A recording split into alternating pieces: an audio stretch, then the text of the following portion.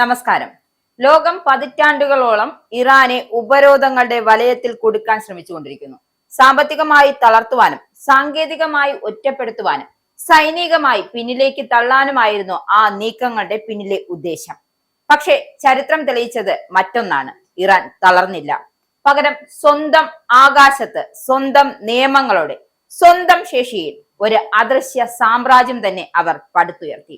ആഗോള ആയുധ വിപണിയിൽ വെറും 0.4% മാത്രമാണ് ഇറാന്റെ പങ്ക് എന്ന് Stockholm International Peace Research Institute പറയുമ്പോൾ അതിനെ വെറും ഒരു ചെറിയ കണക്കായി കാണുന്നവർക്ക് വലിയൊരു യാഥാർത്ഥ്യം കാണാതെ പോവുകയാണ്. കാരണം ഇറാന്റെ യഥാർത്ഥ ശക്തി എണ്ണത്തിലല്ല, പ്രത്യാഘാതത്തിലാണ്. ഇറാൻ ഇന്ന് ലോകത്തെ ഞെട്ടിക്കുന്നത് അസിമെട്രിക് വാർഫെയർ എന്ന യുദ്ധ തന്ത്രത്തിലൂടെയാണ്. വില കൂടിയ ഫൈറ്റർ ജെറ്റുകളും $multi-billion മിസൈൽ സംവിധാനങ്ങളും മാത്രം യുദ്ധം ജയിക്കുന്ന കാലം കഴിഞ്ഞു എന്നതാണ് ഇറാൻ തെളിയിക്കുന്നത്. കുറഞ്ഞ ചെലവിൽ നിർമ്മിച്ച എന്നാൽ ഉയർന്ന നശീകരണ ശേഷിയുള്ള ഇറാനിയൻ ഡ്രോണുകൾ ഇന്ന് യുദ്ധരംഗത്തെ ഗെയിം ചേഞ്ചറുകളാണ്. ലോകത്തിലെ ഏറ്റവും ശക്തമായ വ്യോമ പ്രതിരോധ സംവിധാനങ്ങളെ പോലും കുഴപ്പത്തിലാക്കുന്ന ഈ ലോ കോസ്റ്റ് ഡ്രോണുകൾ കുറച്ച് പണം കൂടുതൽ ആഘാതം എന്ന പുതിയ സൈനിക സിദ്ധാന്തമാണ് മുന്നോട്ട് വെക്കുന്നത്. ഇതിന്റെ ഏറ്റവും വലിയ തെളിവ് റഷ്യയെ പോലെ ഒരു വൻ സൈനിക ശക്തി ഇറാന്റെ സാങ്കേതിക വിദ്യ ഉപയോഗിക്കുന്നത് എന്നതാണ്. ഇറാന്റെ കയറ്റുമതി തന്ത്രത്തിന്റെ ഹൃദയഭാഗത്ത് ഇന്ന് റഷ്യയുണ്ട്. 2020-24 കാലയളവിൽ ഇറാന്റെ മൊത്തം ആയുധ കയറ്റുമതിയുടെ ഏകദേശം 80% റഷ്യയിലേക്കായിരുന്നു. രണ്ടു രാജ്യങ്ങളും തമ്മിലുള്ള ബന്ധം എത്രമാത്രം ആഴത്തിലുള്ളതാണ് എന്ന് ഇതിലൂടെ വ്യക്തമാകുന്നു. ഉക്രൈൻ യുദ്ധത്തെ തുടർന്ന് പാശ്ചാത്യ ഉപരോധങ്ങൾ റഷ്യയുടെ ആയുധ വിതരണ ശൃംഖലകൾ തകർത്തെറിഞ്ഞപ്പോൾ ഇറാനിൽ നിർമ്മിച്ച ആളില്ല വ്യോമവാഹനങ്ങൾ റഷ്യയുടെ യുദ്ധ ലോജിസ്റ്റിക്സ് സംവിധാനത്തിന്റെ നിർണായക ഘടകമായി മാറി. ഇത് വെറും ആയുധ ഇടപാടല്ല, മറിച്ച് പാശ്ചാത്യ ആധിപത്യത്തിനെതിരെ രൂപപ്പെടുന്ന ഒരു സമാന്തര സുരക്ഷയാണ്. ഇറാന്റെ ആയുധക്കരുത്തും രാഷ്ട്രീയ സ്വാധീനവും ഇന്ന് മിഡിൽ ഈസ്റ്റിലെ മണൽപ്പരപ്പുകളിൽ മാത്രം ഒതുങ്ങുന്നില്ല, മറിച്ച് ലാറ്റിൻ അമേരിക്കൻ രാജ്യമായ വെനസ്വേലയിലേക്കും ഇറാന്റെ സാങ്കേതിക വിദ്യ ഇന്ന് പടർന്നു പന്തലിച്ചിരിക്കുകയാണ്. കണക്കുകൾ അനുസരിച്ച് ഇറാന്റെ ആകെ കയറ്റുമതിയുടെ 11% മാത്രമാണ് വെനസ്വേലയിലേക്ക് പോകുന്നത്. എങ്കിലും ഈ ബന്ധം ലോകരാജ്യങ്ങൾക്ക് നൽകുന്ന സന്ദേശം വളരെ വലുതാണ്. വെറും ഒരു ആയുധ കച്ചവടത്തിനപ്പുറം ആധുനിക ഡ്രോൺ സാങ്കേതിക വിദ്യ കൈമാറുന്നതിലും പ്രാദേശികമായി അവ നിർമ്മിക്കാൻ സഹായിക്കുന്നതിലുമാണ് ഇറാൻ ശ്രദ്ധ കേന്ദ്രീകരിക്കുന്നത്.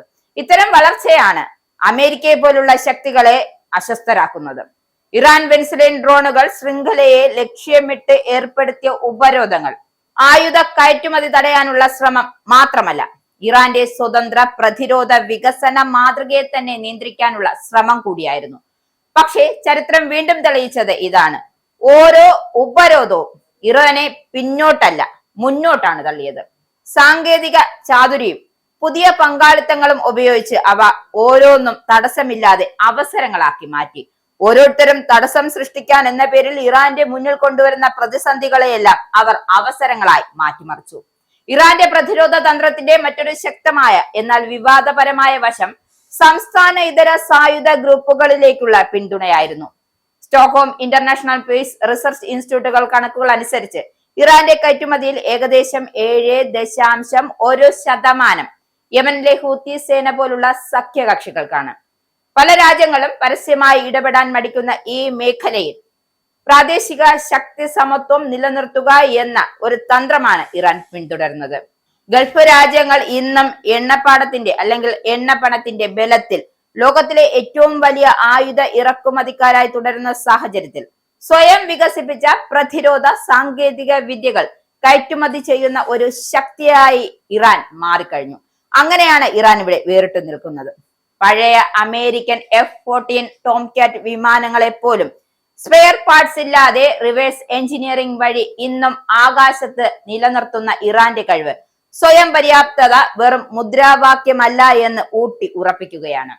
2006 മുതൽ തുടർന്നുള്ള അമേരിക്കൻ ഉപരോധങ്ങളും JCPOA കരാറിനു ശേഷമുള്ള ഭാഗിക ഇളവുകളും പിന്നീട് വീണ്ടും വന്ന കർശന നിയന്ത്രണങ്ങളും എല്ലാം ഇറാനെ തകർക്കാൻ വേണ്ടിയായിരുന്നു.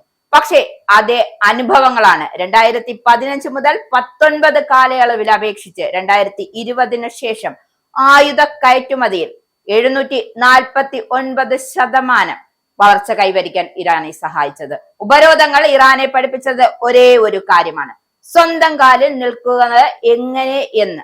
അത് മറ്റുള്ളവർക്കും കാണിച്ചു കൊടുക്കുകയാണ് ഇറാൻ തങ്ങളുടെ ശേഷിയിലൂടെ.